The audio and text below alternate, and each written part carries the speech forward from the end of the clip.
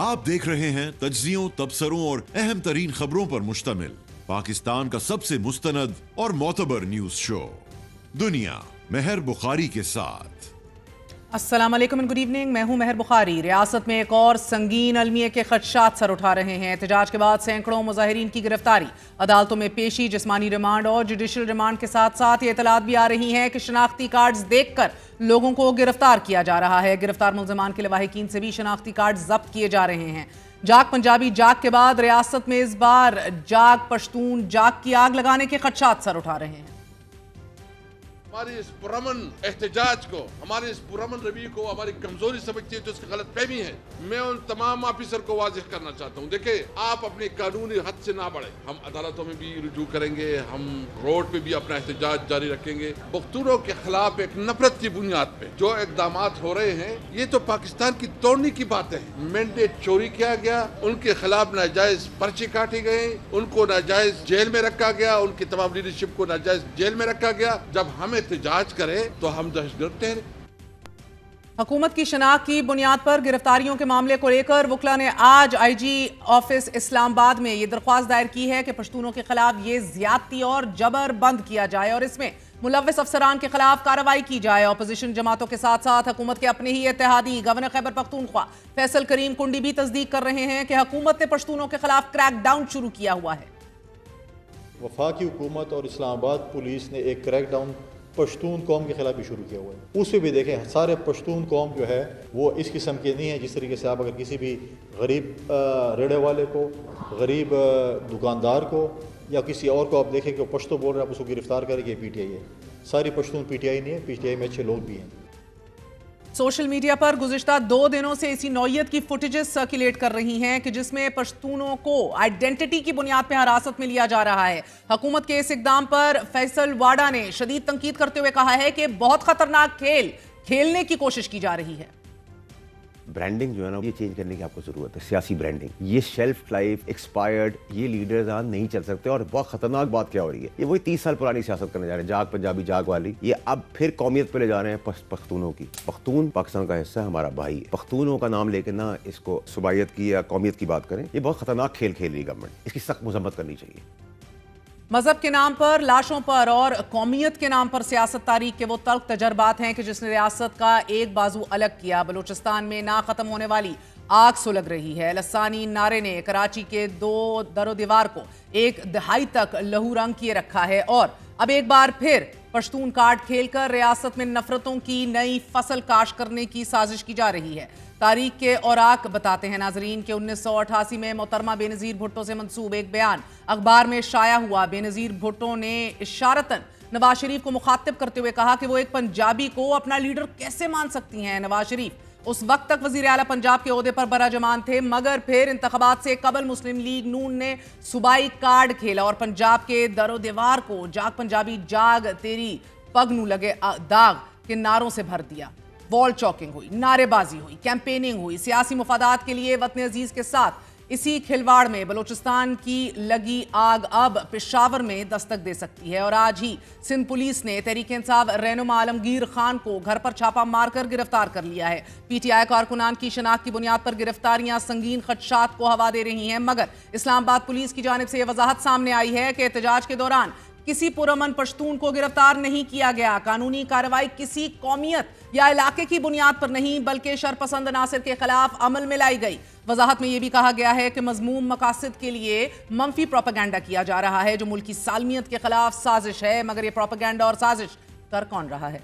Islamabad police वजारत दाखिला के मातहत है और वजारत दाखिला वजीर आजम के मातहत। फिर क्रैकडाउन में सिर्फ पश्तूनों के उठाए जाने पर सवालात अपने ही इत्तेहादी, अपने ही गवर्नर्स कैसे कर रहे हैं। और आज ही इस्लामाबाद पुलिस ने एहतजाज के दौरान ड्यूटी ना करने वाली पुलिस एहलकारों के खिलाफ भी कार्रवाई का फैसला कर लिया है। इतलात आ रही हैं कि इस्लामाबाद पुलिस के 128 एहलकारों के खिलाफ कार्रवाई अमल में लाई जा रही है। IG इस्लामाबाद ने गैर हाजिर मुलाजमीन की वजह जांच कर इंक्वायरी मुकम्मल करने और 2 रोज में रिपोर्ट IG ऑफिस में पेश करने की भी अहकाम जारी कर दिए हैं। एहतजाज को लेकर हुकूमत और हुकूमती इदारे खासे सरगर्म दिखाई दे रहे हैं। डी चौक से गिरफ्तार 753 मुल्जिमान आज भी इंसदाद दहशतगर्दी अदालत में पेश किए गए। उनका 4 रोजा जिस्मानी रिमांड दे दिया गया और मुल्जिमान को मुकदमे से डिस्चार्ज और 11 गिरफ्तार अफराद को जुडिशल रिमांड पर जेल भिजवा दिया गया। आज ही इस्लामाबाद हाई कोर्ट में पीटीआई एहतजाज के खिलाफ तौहीन अदालत की दरख्वास्त पर समाअत के दौरान चीफ जस्टिस आमिर फारूक ने हुकूमत और इंतजामिया पर शदीद बरहमी का इजहार करते हुए कहा कि आपने अमन व अमान बहाल करना था, आपने पूरा इस्लामाबाद बंद कर दिया। दरख्वास्त गुजार ने का कहना था कि हमारा कारोबार चलने दीजिए। आपने हर जगह मीडिया पर कहा कि हाई कोर्ट के ऑर्डर पर इजाजत नहीं दे रहे। चीफ जस्टिस ने रिमार्क्स दिया आज कि अदालत ने कहा था कि शहरियों और ताजरों समेत मुजाहिरीन के बुनियादी हकूक का ख्याल रखा जाए। दरख्वास्त गुजार का क्या कसूर था, उनका कारोबार क्यों बंद किया गया? चीफ जस्टिस ने रिमार्क्स देते हुए आज ये भी कहा कि आपने इस्लामाबाद ऐसे बंद किया कि जजेस और मैं भी अदालत नहीं आ सका, मैं अपने ही ऑर्डर का खुद ही शिकार हो गया। नाज़रीन, तहरीक इंसाफ के एहतजाज के खिलाफ क्रैक डाउन, हिलाकतों और गिरफ्तारियों को अब इंटरनेशनल मीडिया भी हाईलाइट कर रहा है। गार्डियन अखबार के बाद अल जजीरा ने भी एहतजाज में जाँ बहक होने वाले कारकुनान के हवाले से स्टोरी शाया की है। एहतजाज में जाँ बहक होने वाले कारकुनान के लवाहिकीन के इंटरव्यूज किए हैं और ये बताया है कि लवाहिकीन को अस्पतालों से अपने अजीजों की लाशें लेने के लिए खासी मुश्किलात का सामना करना पड़ा, यहाँ तक कि हल्फिया बयान जमा कराने पड़े। और आज ही प्रेस कॉन्फ्रेंस में तहरीक इंसाफ के चेयरमैन बैरिस्टर गौहर ने यह दावा किया है कि तहरीक इंसाफ के 5000 कारकुन लापता हैं। अभी तक हुकूमत के मुताबिक तो हमारे यहाँ 900 जो कारकुन हैं वो ज़ेर हिरासत है उनके पास। 5000 हम समझते हैं कि जितने लोग आए थे, जिनको लिया गया था, जो मिसिंग है। बहुत सारे लोग हैं जिनका हम पूरा एक डिटेल लगा रहे हैं। हमने सेल बनाया हुआ है, पेशावर में सेल काम कर रहा है, आईलेब के वकला उनको हेल्प प्रोवाइड कर रहे हैं और हम सब कुछ कर रहे हैं। मगर इन दावों के बावजूद हुकूमत वक्त का यह दावा आज भी मौजूद है कि कोई एक वीडियो ही लेकर सामने आ जाइए जिन लाशों की तस्दीक तहरीक इंसाफ कर रही है। हुकूमत इन लोगों के जाँ बहक होने को भी यकसर मुस्तरद कर रही है। मामलात खासे गंभीर हैं और इन बिगड़ते हालात में वज़ीर आला मरीम नवाज आज होनहार स्कॉलरशिप प्रोग्राम की तकरीब से खिताब में कर रही थीं। तहरीक इंसाफ मुजाहिरीन पर शदीद तनकीद करते हुए ये फरमा रही थीं कि एहतजाजी बच्चों के हाथ में डंडे थे, अपने बच्चों को सामने लाते। ये जो चेहरा है ना, ये यूनिवर्सिटीज़ और कॉलेजेस में बैठा पढ़ता अच्छा लगता है, ये डी चौक में बैठा पत्थर मारता डंडे चलाता अच्छा नहीं लगता। क्या हमें ये चीज़ सूट करती है? चलो ऐसे मान लो कि ये बड़ी एक पॉजिटिव चीज़ है और मैं आपको किसी पॉजिटिव चीज़ की तरगीब दे रही हूँ कि हाँ आपको ये करना चाहिए, निकलो आ जाओ, घिराव कर दो, जला दो, तो फिर सबसे ज़्यादा आगे मेरे अपने बच्चों को खड़ा होना चाहिए। और अगर मेरे बच्चे वहाँ पर नहीं हैं, इसका मतलब है कि वो सेफ़ और ठीक चीज़ नहीं है आपके लिए। उन दिनों में बेलारूस का प्रेसिडेंट जो है वो आए हुए थे पाकिस्तान।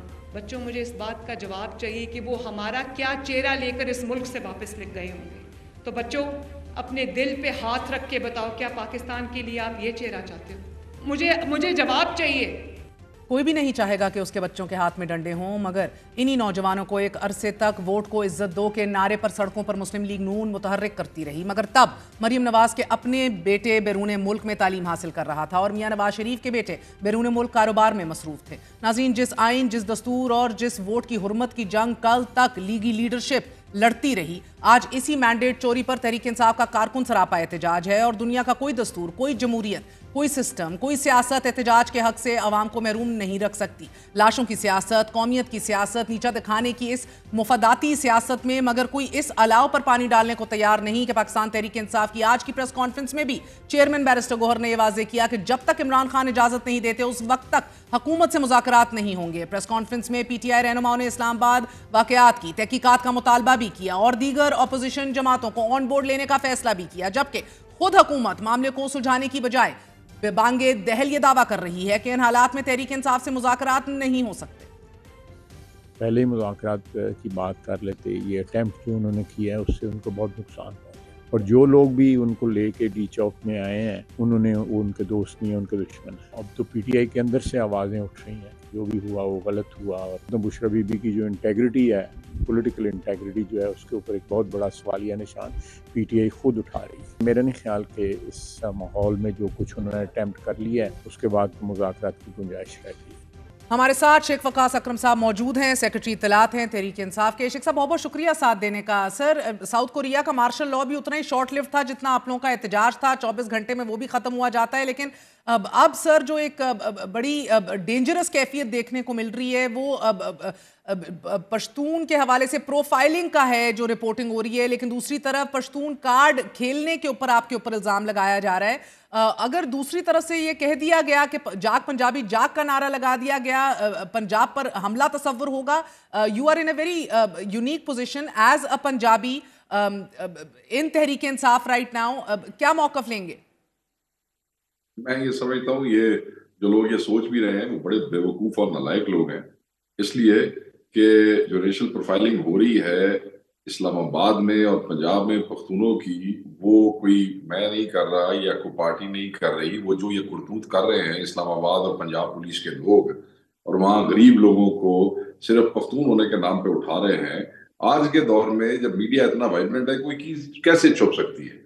अभी तक तो तहरीक इंसाफ ने जिस तरीके से खैबर पख्तूनख्वा को उस पर रिएक्ट करना चाहिए, सिर्फ इसकी सेंसिटिविटी देखते हुए किसी ने उस तरीके से रिएक्शन नहीं दिया और सिर्फ ह्यूमन राइट्स की तंजीमें, ये जो एक्टिविस्ट हैं, नौजवान बच्चे बच्चियां, वही इसको उठा रहे हैं।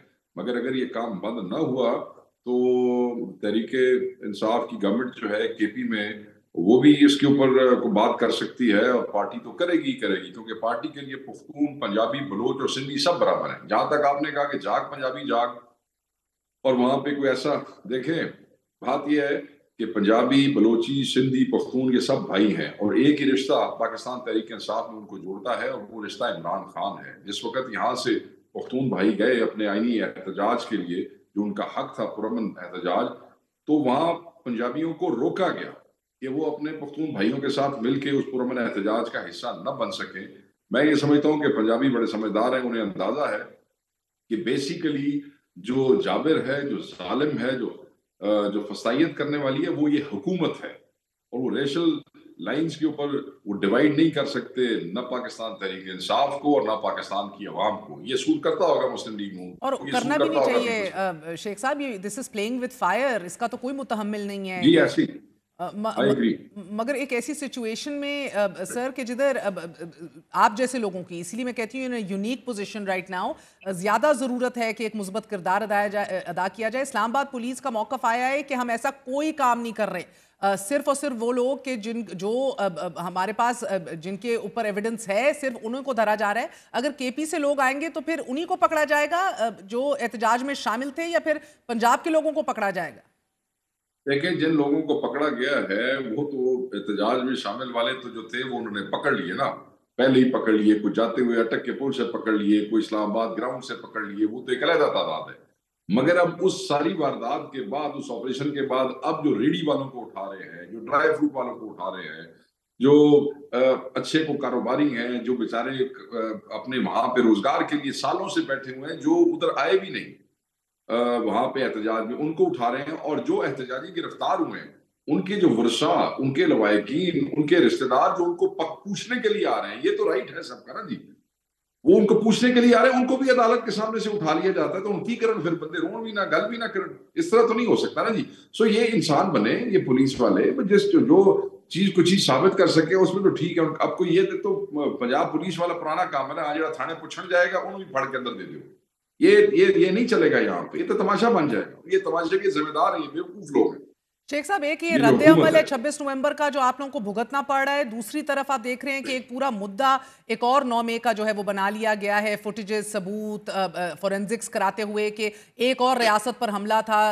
सियासी गंद करार दे रही है मरियम नवाज, आपको ये काम ख़त्म करने होंगे, आपको तस्लीम नहीं एज अ सियासी पॉलिटिकल पार्टी किया जा रहा PMLN की तरफ से, बल्कि ख्वाजा आसिफ तो अब ये कुल्ली तौर पर कह चुके हैं कि मुज़ाकरात का कोई सवाल ही अब पैदा नहीं होता। तो ये तो आपके लिए स्पेस मजीद जो है वो महदूद हो चुकी है, जिस स्पेस से आप निकले थे ये एहतजाज करने, और उसके एन बीच अपना एक एग्जिस्टेंशियल क्राइसिस है जमात का, किसको माना जाए किसको ना माना जाए, खान तक रसाई किसकी है किसकी नहीं है, कौन उनको मुकम्मल तस्वीर कशी करके देता है, कौन उनको अधूरी बात करके बताता है। मैं ये समझता हूँ जो आपकी पहले जहां से आपने शुरू किया मैं उससे जवाब देता हूँ। पहली बात तो ये है कि मरियम नवाज साहिबा जो है उन्होंने जो कहा कि ये सियासत का गंद, हम सियासत का गंद उनको समझते हैं जो कि फॉर्म 47 की पैदावार हैं, जो मैंडेट पे डाका मार के आए हैं, जो एस्टेब्लिशमेंट की छतरी के नीचे खड़े होकर बढ़ के मार रहे हैं। जिस दिन इस मुल्क की एस्टेब्लिशमेंट ने इस पार्टी के सर के ऊपर से हाथ उठा लिया, मैं इनकी शक्ल देखूंगा कि ये बात करने जोगे भी होंगे या नहीं। गंद साफ करना तो दूर की बात है। तो गंद वो हैं जिन्होंने मैंडेट चोरी किया है, वो इस मुल्क की सियासत का असल गंद है, जो इंस्टॉल किए गए हैं वो लोग जो हैं वो असल गंद है, नंबर 1। नंबर 2, जो आपने कहा कि स्पेस तंग हो गई है, मेरी बहन बात यह है कि स्पेस तो अल्लाह ताला की जात क्रिएट करती है, हमें उसी पे तवक्कल होता है, और उसी के ऊपर जब हमें पहले भी इतनी धमकियां दी गई, धमकाया गया, वो सब कुछ किया गया, उसके बाद 8 फरवरी हुई, 9 मई के बाद 8 फरवरी हुआ। 8 फरवरी में क्या हुआ आपके सामने है, आवाम कितनी बड़ी तादाद में निकली। और मगर फिर ये जितना सारी बातें वो तो पार्टी की इंटरनल मीटिंग्स के अंदर भी हुई है ना, कि हम तो उधर मुज़ाकरात करने गए थे, उल्टा हम लोग कुछ हासिल किए बगैर आ गए हैं। तो ये तो रिजर्वेशंस पार्टी के अंदर से उठा रहे हैं कि किसने हुक्म दिया था, किसके ऑर्डर्स फॉलो हो रहे थे। मुज़ाकरात तो करने, ये अलग बात है कि अब इमरान खान साहब ने ब्लैंकेट इम्यूनिटी दे दी है बुशरा बीबी को, कि उन्हीं के ऑर्डर्स पे वो सब कुछ कर रही थी और बेहतरीन कारकर्दगी खिराज तहसीन भी पेश की है। मगर यू अंडरस्टैंड कि ये तो सवाल आपके अंदर से उठना शुरू हो गए थे, इस्तीफे आना शुरू हो गए थे। मुज़ाकरात जो है, मुज़ाकरात के लिए कोई नहीं गया था, एहतजाज के लिए गए थे, पुरअमन एहतजाज के लिए गए थे, अंडर दी कॉन्स्टिट्यूशन ये अलाउ है, उस पे गए थे। इस दौरान एक मुज़ाकरात की सिचुएशन पैदा हुई जिसका जिक्र बैरिस्टर गौहर और बैरिस्टर साहब जो है वो कर चुके हैं, और वो किसी तरीके से चीजें राइट नहीं हो सकी, and they went along with the original plan.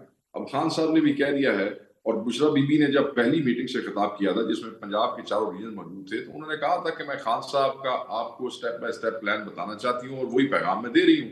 तो मैं ये समझता हूँ कि इस पे कंट्रोवर्सी अब बंद हो जानी चाहिए अंदर और बाहर की।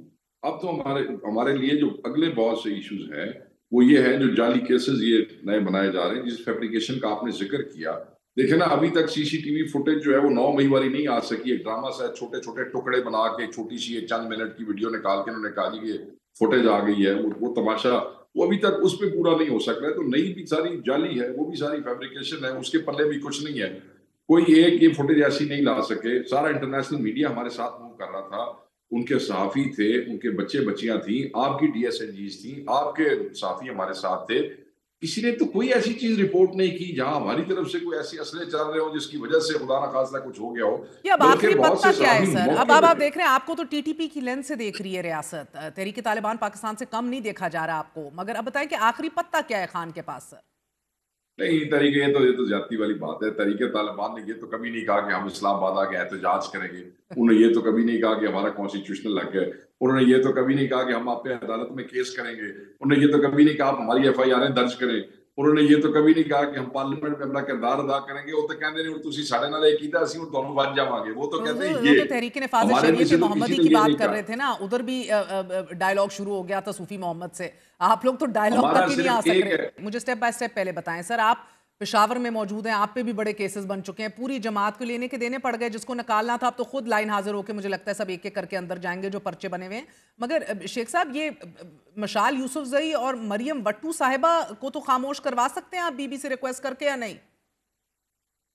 देखिए, ये मेरे लिए तो ये दोनों खवातीन इरेलेवेंट हैं, इसलिए कि दोनों का पार्टी से कोई ताल्लुक नहीं है। अगर कोई पर्सनल तर्जमान है तो मैं एज अ पार्टी तर्जमान, मैं तो उसकी जगह पे बैठ के खातून की सफाइयां नहीं दे सकता हूँ। बीबी जो है वो खान साहब की ज़ौजा है, और उसी हवाले से उनके साथ एक इज्जत, एहतराम और अकीदत का रिश्ता है, क्योंकि खान साहब से जुड़ी हर चीज़ हमारे लिए एहतराम की काबिल।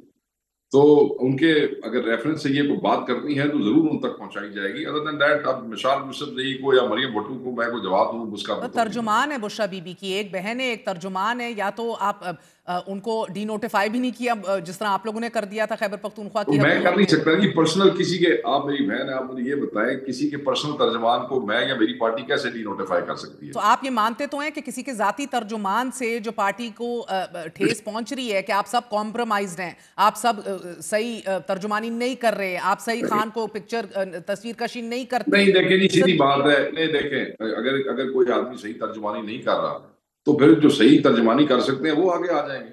अल्लाह अल्लाह खैर सल्ला। ये केड़ा कोई सर, ये फ्रिक्शन है, ये बात हुई है चीफ मिनिस्टर और बुशरा बीबी की, ये फ्रिक्शन है? नहीं, कोई ऐसी फ्रिक्शन नहीं है। ये Bushra Bibi is just like an elder sister to the chief minister and he respects her a lot. और वो उस दिन भी चीफ मिनिस्टर बार बार यही कह रहे हैं कि उस दिन वो जो उनको निकाल के लेके आना था, और जिस तरीके से they were one of the last people who left D Chowk. अगर आप वहां की फुटेज भी निकलवा लें, जो कि आपको कभी भी नहीं देंगे। जी, मैंने कल तफसीली फैसला उमर अयूब साहब के साथ किया है। उन्होंने कहा 828 वो सारा उन्होंने बता दिया, बिल्कुल बताया है सर, मगर अभी उन्होंने कहा पहली फायर हुई थी और हम रवाना हो गए। They were not one of the last people, they were amongst the first people to leave according to Umar Ayub साहब का जो नहीं जी, बिल्कुल नहीं, ऐसी बात नहीं है। अगर ये उमर अयूब साहब ने भी कहा तो मुझे नहीं पता नहीं वो आपको चले, ये this is irrelevant at this point sir. मैं ये समझना चाह रही हूं कि अब आप लोगों के पास ऑप्शंस क्या हैं, क्योंकि इमरान खान साहब कह रहे हैं कि बैरिस्टर गौहर को या तो समझ नहीं है या तो वो सही बात नहीं कर सक रहे, फिर भी बैरिस्टर गौहर आपके चेयरमैन है। वो कहते हैं गोली कहीं से भी चली, आपका बयानिया जो है वो तो है कि गोली एक तरफ से ही चली, उधर भी ठेस पहुंचती है सर। उसके बाद वो कहते हैं मुकम्मल मुझे पिक्चर नहीं दिखाई गई, मुझे तो आज पता लगा है, ये तस्दीक हो रही है फैसल चौधरी के बयानिए की भी और शेर अफजल मरवत के बयानिए की भी, कि मिसलीड किया जाता है खान को। Do none of these things bother you? देखिए, इस वक्त मेरी बात सुने आप लोग, कहना इस वक्त तो बड़े कम लोग हैं जिनकी एक्सेस है खान साहब तक। किसकी एक्सेस है? फैसल चौधरी साहब की एक्सेस है, अलीमा खान साहब की एक्सेस है, सलमान अकबर राजा भी एक दफा मिले हैं, एक दफा या दो दफा गौर साहब मिले हैं, या फिर वो जो अप्रूव वकला है वो मिले हैं। और तो मेरी बहन बंदा ही कोई नहीं जरा खान को मिलता है। जो मिसलीड कर रहे हैं तो फिर इन्हीं में से होंगे जो कर रहे हैं, बाहर का बंदा तो कोई नहीं मिलता खान को। फिर यही लोग जवाब दें। मैं तो ये समझता हूँ कि खान ने अगर किसी को ओहदा दिया है, फैसल चौधरी को अगर फोकल पर्सन बनाया है, अगर खान को चेयरमैन गौर को बनाया है, तो मेरे पास और क्या ऑप्शन है कि गौर अंदर जाके बाहर आके बयान दे। तो सेक्रेटरी इंफॉर्मेशन वो क्या कर सकता है, आप मुझे बताएं, other than owning what he is saying. Unless and until Khan साहब की हमशीरा को बात करती हैं तो ऑब्वियसली फिर अगर उसके बाद को बात आती है और खान साहब का अपना पैगाम थ्रू मीडिया या किसी के थ्रू आता है तो हम उसको देख सकते हैं। शेख साहब, पीटीआई ऑफिशियल ट्विटर हैंडल जो है उस पर जो ट्वीट्स आती हैं वो पार्टी पॉलिसी है? देखें, यूजुअली तो उस पे पार्टी पॉलिसी ही होती है और होनी चाहिए। इमरान खान साहब के पिछले 48 घंटों से जो पैगामात आए हैं sir, 24 hours to be specific, वो ट्विटर हैंडल से रीट्वीट नहीं हुए। बैरिस्टर गौहर के हवाले से हो, मुकम्मल तस्वीर कशी के हवाले से हो, वो बातें अभी तक नहीं आई। सो ये भी हम समझने की कोशिश। जब खान साहब का अपना पैगाम, उन खान साहब के अपने इमरान खान नामी जो अपने ट्विटर हैंडल से वो चीजें जो है वो आ गई और वो पीटीआई ऑफिशियल ने रिट्वीट की है, और ये Twitter handle मरवाएगा senator Faisal Vawda साहब का कहना है। वो ये भी साथ बता रहे हैं कि सर एक तलाक रियासत को नून को देनी होगी, नून लीग को, और एक तलाक खान साहब को देनी होगी और फिर ही मामला आगे बढ़ सकता है। देखिए, अब मैं वाडा साहब जो है वो फिर मैं क्या गुफ्तगू करूं उनकी बात पे। वो अभी 2-4 दिन पहले तक आप लोगों के टीवी प्रोग्राम में बैठ के खान साहब की बड़ी तारीफें भी कर रहे थे। एंड मैं अब उनकी बात का क्या जवाब दे सकता हूँ? वो हमारे सियासी मुखालिफ है, इसलिए मैं उनकी बात में कोई वजन नहीं समझता। उनका काम सिर्फ और सिर्फ पीटीआई की लीडरशिप को अंडरमाइन करना है। That is also an agenda by the people. That's why is not only Faisal Vawda साहब बल्कि और भी हमारे बहुत से सबका कुलीग और दोस्त ऐसे हैं जो कि सेम लाइन लेके चल रहे हैं। अगर आप उनको नोट करें तो वी अंडरस्टैंड कि ये क्या हो रहा है और कहां से हो रहा है। तो सर आपको आज आप देखिए ना, अगले दिन आपने वाडा साहब की बात का जिक्र किया, सॉरी एक बात काट रहा हूँ। वाडा साहब ने तो अगले दिन टीवी प्रोग्राम में नून लीग की बैंड बजा दी है, इस हुकूमत की बैंड बजा दी है। फारिग तवातर से बजा रहे हैं, तवातर से बजा रहे हैं। चली क्यों है जी? मैं कह रही हूँ तवातर से नून लीग का बैंड इस हुकूमत का बैंड बजा रहे हैं कि इनके पल्ले कुछ नहीं है। बस ये फिर बिलावल लाल तस्मैन तो ये लग रहा है मेरे बहन के, ये जो डफर नून लीगी है और जो डफर हुकूमत है, इन डफरों को ये समझ नहीं आ रही कि ऐसा मुझे महसूस हो रहा है कि हम देखिए हमारे तो कातिल यही है। खान साहब ने यही कहा है कि शहबाज शरीफ, मोहसिन नकवी और तारण के ऊपर एफआईआर होनी चाहिए। खान साहब से पहले दिन जो मैंने प्रेस कॉन्फ्रेंस की, मैंने भी नहीं लोगों का नाम लिया। मैंने लग रहा है कि ऐसे इंसाफ ना हो जाए ये सारा इसको शहबाज शरीफ प्राइम मिनिस्टर को भुगता के वाडा साहब जो है अपने नए दोस्त बिलावल भुट्टो साहब के साथ आजकल तस्वीरें बड़ी खिंचा रहे हैं। थोड़ी बारी फिर भी नहीं आनी आपकी बारी फिर भी नहीं आनी। अब अलीमा खान साहिबा ने ऑस्ट्रेलियावी चैनल को इंटरव्यू देते हुए जिन 3 अशखास को जिम्मेदार करार दिया है शेख साहब, उनमें मुख्तदर हलकों का एक बार फिर जिक्र कर दिया है। ये तो पॉलिसी आपके लिए काम नहीं कर रही। शायद इमरान खान साहब का बाहर आना 26 नवंबर के बाद और मुश्किल दिखना शुरू हो गया देन बिफोर 26 नवंबर। सो कहने का मकसद ये कि क्या रिविजिट किया जाएगा स्ट्रैटेजी को at this point in time, और आपकी पार्टी पॉलिसी है क्या जो अलीमा खान साहिबा कह रही हैं?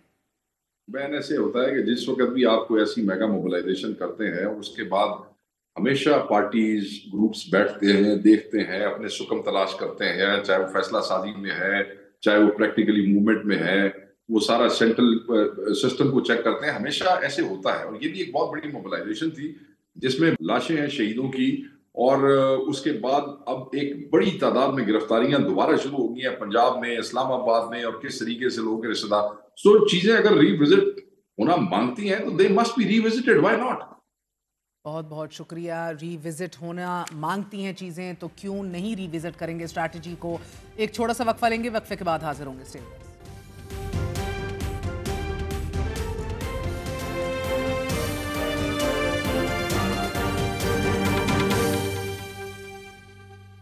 हालात गंभीर हैं। एक तरफ लिसानियत किनारे हैं तो दूसरी तरफ ये अज़म है कि इस सियासी गंद को ख़त्म करना पड़ेगा। हमारे साथ सीनियर सहाफ़ी तज्ज़ियाकार हबीब अकरम और मुनीफ फ़ारूक मौजूद हैं। आप दोनों का बहुत बहुत शुक्रिया। हबीब, आपसे आगाज़ करूँगी।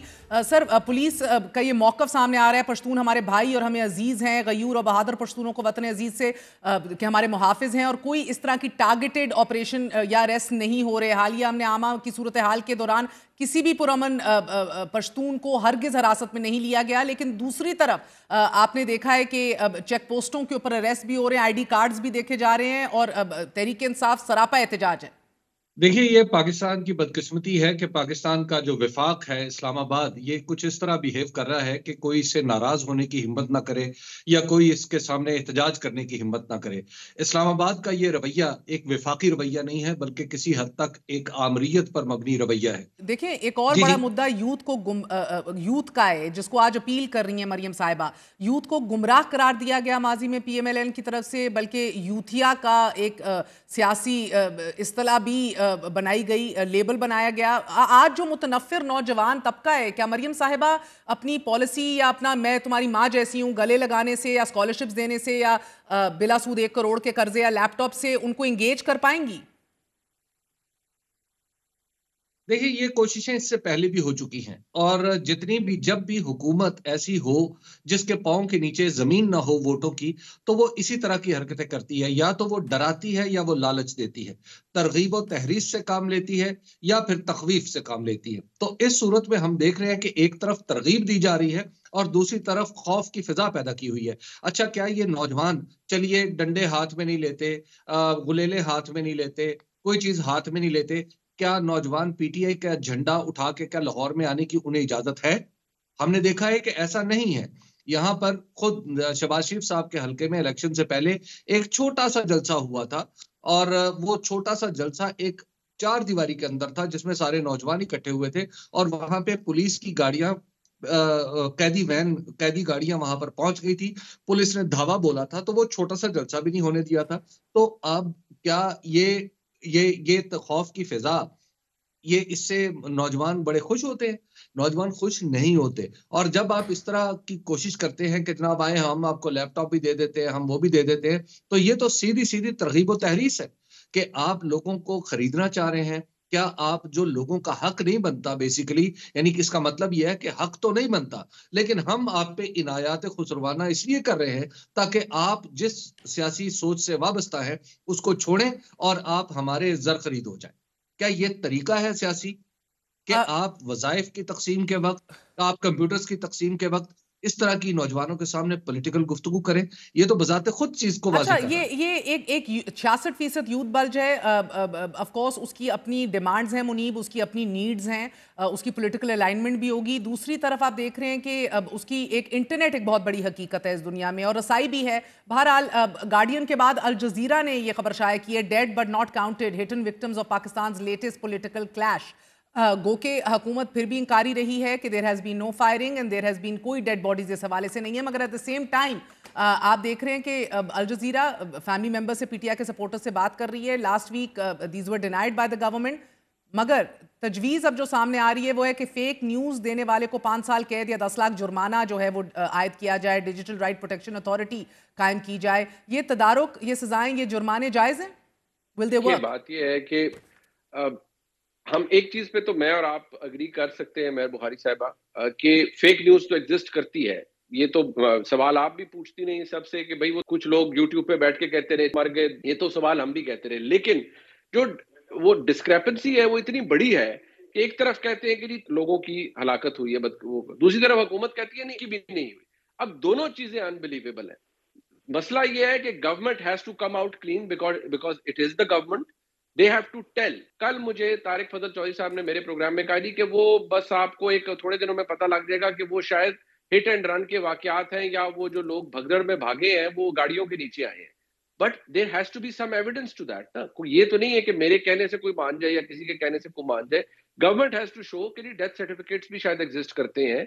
तो ये इस तरह से नहीं हो सकता in today's time and as कि आप चीजों को you just brush them under the carpet and you just. मगर मुनीब मुझे लगता है गवर्नमेंट को बताना पड़ेगा कि चीफ मिनिस्टर गंडापुर का आज का दावा रहा है कि शायद इस बावजूद इस सारी सूरत हाल के जो अभी हम देख रहे हैं और रिपोर्ट कर रहे हैं, उनका ये आज ये कहना था कि शायद एहतजाज के बगैर ही इमरान खान बाहर आ जाए। Do you see that happening? मैं बड़ी सिंपल सी बात करूंगा कि इमरान खान साहब का जो रिहाई है उसका ताल्लुक पॉलिसी से है जो कि एस्टेब्लिशमेंट की आज तक मुख्तलिफ है। अगर आने वाले वक्त में वो तब्दील हो गई तो ठीक है, इमरान खान साहब शायद बाहर आ जाए। लेकिन considering what the government claims to achieve और व्हाट दी एस्टेब्लिशमेंट सेज कि जी हमने तो पिछले इतने अरसे में ये कुछ गेन किया है, तो क्या हम इसको स्टेक पर लगा देंगे और क्या इमरान खान साहब बगैर किसी कंडीशन के बाहर वापस आ जाएंगे, निकल आएंगे? मुझे लगता है 26 नवंबर के बाद तो उन्हें मजीद किसी कोठड़ी में पीछे धकेल दिया गया है, which is again causing problem for him. So अब मुझे नहीं लगता कि इतनी आसानी से बगैर किसी डील या अंडरस्टैंडिंग के वो बाहर आएंगे। लॉजिक मुझे ये बताती है, हिस्ट्री मुझे ये एजुकेट करती है कि जी लोग बाहर आए हैं, बट अब डिफरेंशिएशन ये की जाती है कि नहीं जी उनका जुर्म वो नहीं था जो इमरान खान ने किया है, और इमरान खान साहब ने तो बहुत आगे चले गए हैं। सो इमरान खान साहब की जान खलासी इतनी आसानी से नहीं होगी। And the claim that everyone makes is कि जी अभी तो वो फैज हमीद साहब का मामला है, उसके ऊपर जो क्लेम है वो ये है कि जी he is directly linked to Imran Khan साहब, and then again it's a claim. मेरे पास वो एविडेंस नहीं है, मैंने नहीं देखी। सो मैं तो सिर्फ ये कह सकता हूं कि इस वक्त मुझे ऐसा कोई मूड नजर नहीं आ रहा है इमरान खान साहब के बाहर आने का। अगर वो आए तो गंडापुर साहब उसके अंदर एक मेजर रोल जरूर प्ले करेंगे, बिकॉज वो उनकी छोटी मोटी डिमांड्स के लिए तो सोलिसिट करते हैं उनकी प्रॉब्लम्स को। ये इमरान खान को ज्यादा बड़ा प्रॉब्लम या चैलेंज आज इस्टेब्लिशमेंट से है या अपनी जमात से है? अपनी जमात जिसके अंदर क़यादत दिखाई नहीं दे रही, बुशरा बीबी के किरदार के ऊपर सवाल हैं, वो इम्यूनिटी देते दिखाई दे रहे हैं। लेकिन आज फिर खबर आई, अलीमा खान साहिबा की रिपोर्ट हुई कि वो कह रही है कि नहीं अहकामात दिए थे बुशरा बीबी को, ये गलत बयानी की जा रही है। Will PTI eat itself from with in, या आपको लग रहा है कि वाकई वो असल खतरा तो अपने आप से ही है, ना कि मुख्तदर हलकों से? देखिए, ये जो पीटीआई की सूरत हाल है दरअसल एक बाई प्रोडक्ट है उस सूरत हाल की जो इमरान खान वर्सेस एस्टेब्लिशमेंट दरपेश है। इमरान खान जेल में है, पार्टी के और इमरान खान के दरमियान ताल्लुक है या जो उनकी मुलाकातें हैं उसके ऊपर एस्टेब्लिशमेंट का पांव है। जब वो चाहते हैं उस स्विच को ऑन करते हैं, मुलाकातें शुरू हो जाती हैं और यका आप देखते हैं कि पार्टी के अंदर एक ठहराव भी आ जाता है, एक तंजीम भी बहाल हो जाती है। लेकिन जैसे ही वो चाहते हैं कि अच्छा इमरान खान साहब को जरा दबाना है तो वो स्विच को ऑफ करते हैं, मुलाकातें रुक जाती हैं और फिर मामला किसी और तरफ चल पड़ता है कि यह इल्जाम तराशियां शुरू हो जाती हैं। और फिर उसकी चूंकि चीफ स्ट्रेटेजिस्ट ऑफ पीटीआई's जो स्ट्रेटजी है वो खुद इमरान खान साहब है। अब इमरान खान साहब ने जब 24 तारीख का ऐलान किया तो पीटीआई का जो 26 तारीख को धरना होने जा रहा था और जिस तरह वो वापस हुआ तो पीटीआई पहले झटके में ये समझी कि शायद हम नाकाम हो गए हैं। और आप उस दिन के पीटीआई के सारे लोगों के अगर बयानात उठा के देखें 26, 27, 28 नवंबर के, तो वो आपको ऐसा लगता है कि जब सारे एक दूसरे के ऊपर जिम्मेदारी डाल रहे हैं। लेकिन जैसे जैसे हालात खुलते चले जा रहे हैं अब पीटीआई दोबारा अपनी कुव्वत को मुजतमा कर रही है और उसका नतीजा ये है कि उसने जब ये अटैक अपना प्रॉपर नैरेटिव क्रिएट बनाया है, जो हादसा या गोलियां जो चली हैं उसके नतीजे में, तो हालत ये हो गई है कि हुकूमत रोजाना की बुनियाद पे प्रेस कॉन्फ्रेंसेस कर रही है। हत्ता कि हमारे नायब वजीर आजम और वजीर खारजा को आज बैरूनी मुमालिक के सफीरों को बुलाकर इज्तमाई तौर पर अपनी पोजीशन वाज़ेह करना पड़ी। उन्हें ये बताना पड़ा कि पाकिस्तान एक जमहूरी मुल्क है। अब उनकी इस बात पे यकीन करने का कितना जवाज मौजूद है हमारे लिए वो हमें तो पता है, लेकिन क्या जो बैरून मुल्क के सफीर हैं उन सबको ये यकीन रहा है कि पाकिस्तान के अंदर इस्लामाबाद में जो वहां पे जो डिप्लोमेटिक एनक्लेव है जहां पे ये वाकया हुआ है डी चौक के करीब, वो कोई ज्यादा दूर तो नहीं है। और इस्लामाबाद में जो गोलियां सर, चली हबीब, उनकी ये आवाज। अमेरिका, वॉइस ऑफ अमेरिका को इंटरव्यू देते हुए अलीमा खान ने कहा है कि मशाल यूसुफजई की डी चौक के हवाले से बयान को उन्होंने झूठ भी करार दिया और ये कह रहे हैं माइनस इमरान खान की बात कर रहे हैं। अलीमा साहिबा कह रही हैं बातें खुद फैलाते हैं और ऐसा बिल्कुल नहीं होगा। बानी पीटीआई की हमशीरा का अहम तरीन इंटरव्यू बयान सामने आ रहे हैं और आपको पता है कि वो तर्जुमानी मशाल जो हैं वो बुशरा बीबी की कर रही हैं। -1 की बात कि इनको मारना चाह रहे हैं, इनको खत्म करना चाह रहे हैं, तो ये बात तो सेनेटर फैसल वाडा भी करते हैं। मैं इसलिए मुख्तसरन फरमाई दीजिएगा, is the problem and the danger with in? नहीं, मेरा नहीं ख्याल। ये इस तरह की बातें जो है वो चलती रहती हैं। ये हमने नवाज शरीफ की दफा भी देखी थी या आसिफ अली जरदारी की दफा भी देखी थी। ये बातें कभी रुकती नहीं है।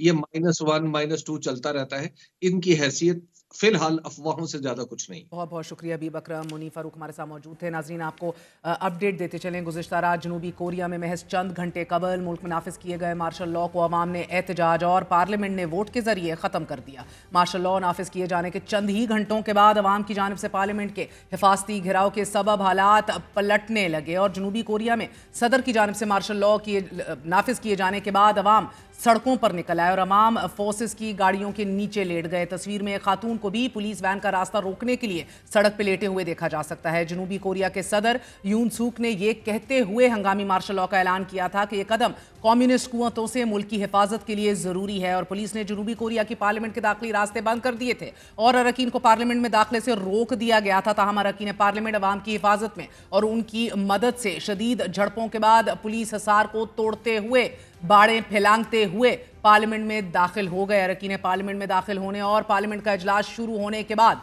फौज के खसूसी दस्ते भी ऐवान खाली करवाने के लिए पार्लियामेंट में दाखिल हुए। मार्शल लॉ ऐलान के फौरी बाद कौमी असम्बली के स्पीकर ने भी अपने यूट्यूब चैनल पे तमाम कानून साजों से असम्बली में इकट्ठा होने, इमारत में जमा होने का कहा और उन्होंने फौज और कानून नाफिज करने वाले एहलकारों पर यह जोर दिया कि वो पुरसकून रहें और अपने ओहदों पर फायज रहें। पुलिस और फौजी एहलकारों से असम्बली के अहातों से पीछे हटने का मुतालबा भी किया गया। कौमी असम्बली के स्पीकर ने ऐलान किया कि कानून साज अवाम के साथ मिलकर जमहूरियत की हिफाजत करेंगे।